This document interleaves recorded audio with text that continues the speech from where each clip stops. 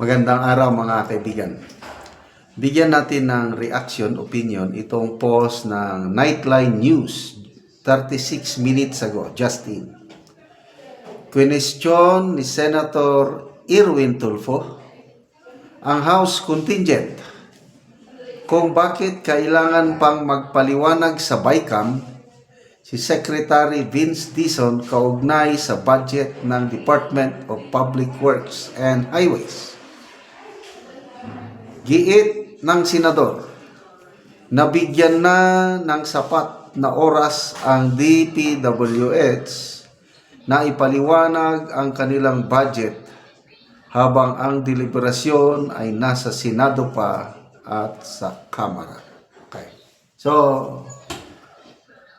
nakakaduda talaga itong budget ng DPWH. Ang alam ko, kung BICAM, Bicameral Conference Committee na deliberation, wala nang magpapaliwanag kasi tapos na eh. Dapat dyan, mga senador at mga kongresista na lang ang magtalakayan. Eh bakit nandyan pa ang Secretary Vince Dizon? Anong ibig sabihin nun? Nako, ito, opinion ko lang ito may mga singit-singit na naman dyan. Kaya nga, kahapon pa hinahanap ni Senator Amy yung budget ng DPWH hina-hinala. Bakit lahat na ibigay na sa mga members ng BICAM except the budget of DPWH? So, nahihirapan ba sila? Sabi ni Senator Amy. Nabawasan na nga ng halos kalahati yung budget nila, DPWH, kasi kikita mo, ang dami talagang singit. Grabe. Ang corruption sa DPWH, kung cancer pa, diba, pinakamataas na klase ng cancer is stage 4. May stage 5 or 6 na. Parang wala nang pag-asa. Hindi ako negative thinker, yung pessimistic lang. Tapos ito si Secretary Vince Dizon, bilib na bilib din ako nung una kasi sino ba yung pumuri sa kanya? Pinuri siya ni dating DE Secretary Manuel Piñol. Pinuri niya. Kaya malaki ang tiwala ko kay DE Secretary Piñol. Kaya tingin ko matino. Kaya lang ngayon wala na. Parang lumalabas. Siya masyado siyang loyal kay President Marcos. Basta magsalita, puros sabi ng Pangulo, puros Pangulo. Although, okay naman yun, alter ego siya ng Pangulo. Kaya lang, wala na. Kung anong gusto ng Pangulo, yun ang nasusunod. Hindi yung ano ang mabuti para sa taong bayan. Mas bilib nga ako dito kay Congressman Libeste kaysa kay Secretary Vince Dizon. Nung nasa Kamara pa yung budget ng DPWH, pinaglalaban na ni Congressman Libeste na bawasan yung presyo, yung cost of materials. Pwede bang ibaba natin ng 25% para makasave tayo? Kasi overprice yung computation ng DPWH. Anong sabi ni Dizon? Hindi na daw pwede. Next year na lang daw. Hinintay pa niya ang Pangulo mismo magsabi. Siguro sa nataranta na ang Pangulo, nahiya na. Ang Pangulo na mismo ang nagsabi na bawasan nyo by 50%. Ano sabi niya? Sige, bawasan namin. Kung hindi na nagsalita ang Pangulo, hindi niya nababawasan. Mabuti pa yung batang-batang kongresista nakakakita kung ano ang tama. Ito kay Secretary Vince Dizon, wala na. To me, ako lang ito he's working for the President, not for the Filipino people. Aminado pala na overpriced ang cost estimate. Yun na, yung cat's eye na yan. Napakamura daw yan kung bibilhin mo sa 1,000 pesos lang ata ang isa. Kailang presyo nila nasa 10,000.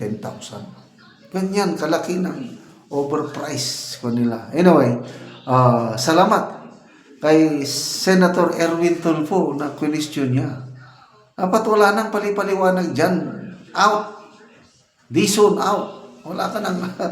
So, itong mga kongresista, ito yung... Nandyan yung problema eh. Kasi nung una, ayaw nilang i-live stream. Nagkaroon ng debate. Ayaw daw. Bakit ayaw? Di ba? May tinatago. Mabuti na lang na naig itong mga senador. Hindi pwede. I-live stream natin. For the first time in history, na live stream ang Baitan. So ngayon, ongoing yung talakayan. At ito na nga, nalaman natin na bakit kailangan pang paliwanag ang DPWH. So up to now, tahimik pa rin si Senator Amy. Hindi ko na alam. Sana walang hokus-pokus na nangyari sa DPWH. Tama na, sobra ng inyong panloloko sa taong bayan. Kung ano ang... yun, may isa pa kong post na basa. Si Senator Legarda, sabi niya, may nawawalang 236 billion. Saan nagpunta yun? I wish, sabi niya, that 236 billion dapat mapunta sa PhilHealth, which is correct. Okay, salamat mga kaibigan sa inyong pagsubaybay sa ating channel. Nakakatulong kayo ng malaki sa tribong Talanding ng Bukidnon dahil ang sweldo natin sa channel na ito pantulong sa tribo. Namimigay tayo ng libreng yero at pako para makapagpatayo itong tribo ng mas maayos na tirahan. Panoorin nyo ang video na ito. Angkol ang natagaan na mo gyero. Salamat kayo. So, muna ni ang panimalay ni Angkol. So, muna ni ang itsura sa balay ni Angkol sa natagaan na mo gyero. So, mga silupin lang o mga trapal in town. So, muna ni ang iyang mga atop nga silupin lang ug muna ni ang ilang pagpuyo.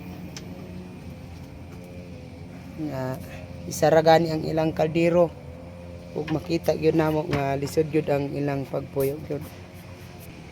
So, karon nga matagaan namo si Angkol Ogero, maka-atop na gyud siya. Dito, patuloy tayo.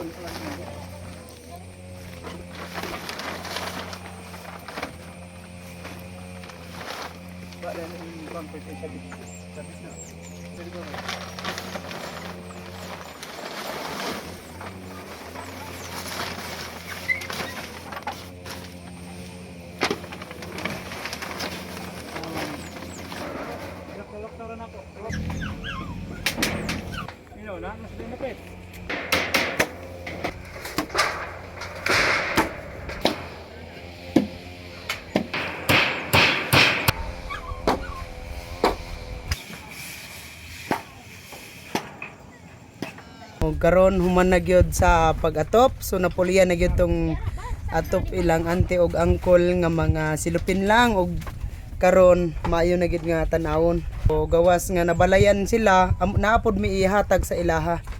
Karon human nabalayan silang angkol, so naa pa gyud namo itabang sa ilaha.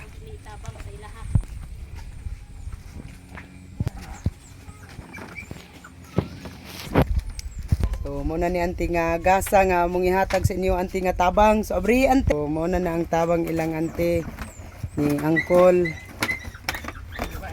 Para nga makita po ninyo ang sulod. Salamat din kayo. Mga plato, sudan, noodles, kape, gata, bugas.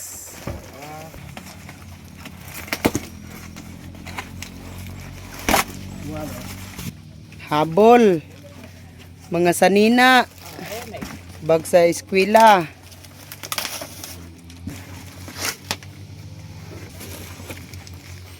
mga gamit, mga sanina. Salamat Col, sige.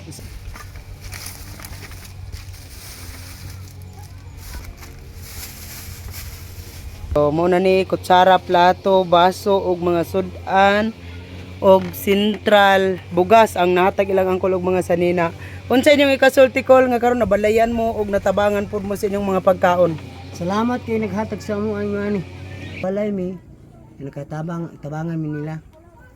Okay, may pasalamat nga wa namo damha karong adlaw ni abot ra gyud ang panalangin nga tagaan mi og sin nga ayuhan among balay nga gatulo na kung gaulan tagaulan na.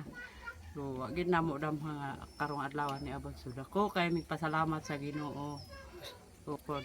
Sige, salamat kay ante.